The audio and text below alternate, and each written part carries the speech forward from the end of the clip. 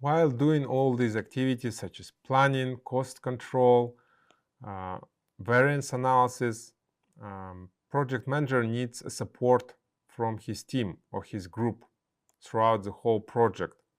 And that's why a project manager needs to understand the dynamics of the group.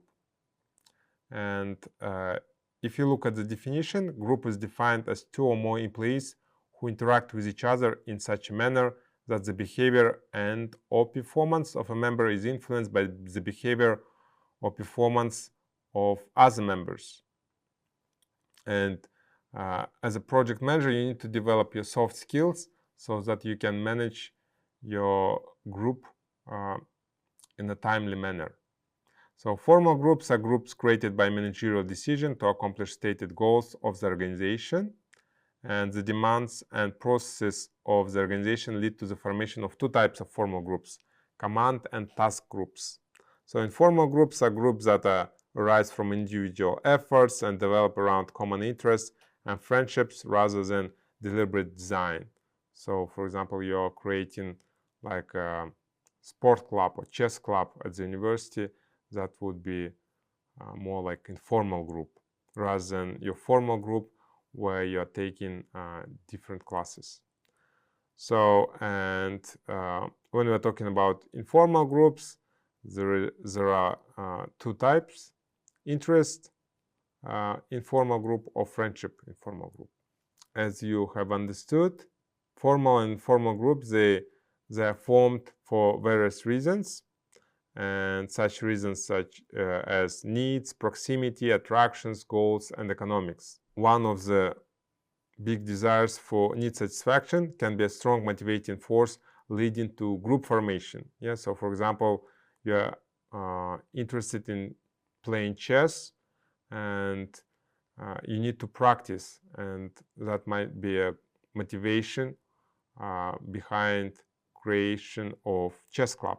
So specifically, some employees' security, social esteem, and self-actualization needs can be satisfied to a degree by their affiliation with groups. So, and when we're talking about the group dynamics, we usually take into account 5-stage model that helps us to understand the group development process of a maturity cycle.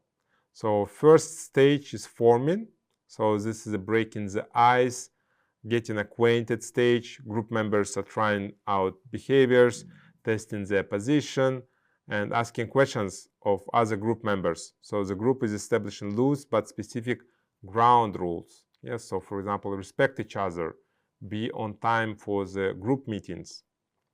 Then the next stage is storming. So this stage is characterized by conflict because members are arguing, debating, and experimenting with roles, advice offered by other members, and attempts to move into leadership roles. So the group hierarchy starts to take shape. And like if you understand these stages, then it would be easier for you to work with groups and be a more productive group member or a group leader. So the next stage is norming. So the group starts to work more effectively together, and there is a sense of togetherness or attraction to being a part of a group. So this is the beginning of cohesiveness, of cohesive unit. And a set of group-driven expectations is communicating within the group. The next stage is performing. So a group structure, hierarchy, and norms are in place so that you can concentrate on the performance of the group. And the last stage, adjourning. So when the group prepares to disband, once you finish the project, you can the project team will be disbanded, and the goals have been accomplished and tasks finished. So some members will be saddened over the loss of member contract and cohesiveness in the future. While the 5-stage model has its own benefits, some people think it might be too static and unrealistic. So, and another model is punctuated equilibrium model that presents group development as a 3-phase concept. So the first phase occurs when group Groups define tasks, establish goals, and consider various ways to execute the steps of the plan or project. And somewhere along the time continuum, the group decides to change its perspectives and take action, and the group reaches its point of inertia or equilibrium. And the group, after the realization phase, there is then a final phase to accomplish tasks. So, and here are the summary key points of the group dynamics. So the group consists of employees who interact in such a manner that the behavior or performance of one group member is influenced by behavior or performance of other group members. Then, by being aware of group characteristics and behaviors, you can be prepared as managers for the potential positive and negative results of group activities, and the manager can proactively intervene to modify the perceptions, attitudes, and motivations that influence the results of this group or project team. And people are attracted to groups because of their potential for satisfying needs, their physical proximity and attraction, and the appeal of group goals and activities. In essence, people are attracted to one another, and that is a natural process. And as a manager or a diligent team member, you can manage your groups. And groups develop at different rates and with unique patterns that depend on the tasks, the setting, the members' individual characteristics and behavior patterns, and the manager's style of management. So, and when we're talking about the groups, we're taking into account such characteristics as structure, status hierarchy, roles, norms, leadership, cohesiveness, and intergroup conflict. And in informal group, these characteristics emerge from within the unit. In a formal group, they're established by the managerial process and policies of the organization. So group characteristics provide a degree of predictability for the members, which is important to the group and to the outside stakeholders, such as management, other groups. An unstable or unpredictable group is a problem for its members and for others who interact with this group. So each group possesses some degree of cohesiveness, and this attractiveness of the group can be a powerful force in influencing individual behavior and performance. So research studies indicate that cohesive groups can formulate goals and norms that may not agree with those of management, so different from corporate policy. And when a group's goals and norms are incongruent with the organization's, some form of managerial intervention is necessary. Yes, so if people are going against corporate policy, then project manager should intervene.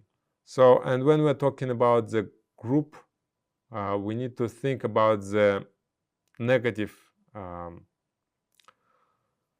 activities, such as groupthink, when all people are in agreement, which supersedes considering solutions to problems or situations that are controversial or in which unanimous agreement is not possible. So if you have a groupthink, you need to think about the negative effect of this groupthink on the decision making. Teams are a special type of task group, and three common categories of team exist in organizations: problem-solving teams, cross-functional teams, and self-directed work teams. So as a project manager, usually you will work with cross-functional teams. Managers from teams predominantly to enhance productivity. So teams also form due to flattening organizations, need for flexibility and quick decisions, workforce diversity, improved quality, and increased customer satisfaction. So the requirements for effective teams include top-level commitment and provision of clear goals, management employee trust, willingness to take risks and share information, and time, resources, and commitment to training. As you can see, team or group plays an important role, and you need to understand what's going on within the team and whether you need to improve team dynamics or not. So, and you need to understand your role in the group. And role consists of the expected behavior patterns attributed to a particular position. So if you are a manager, it is expected that you're going to manage your group. Most individuals perform multiple roles, each with its own role set, others' expectations for the role, and an individual involved in many different roles, each having a complex role set, faces the ultimate in complexity of individual behavior. Yes, and as a project manager, you will wear different hats for different meetings, different situations, and you should be aware about that. In organizations, there may be as many as 3 perceptions of the same role: the organization, the group, and the individuals.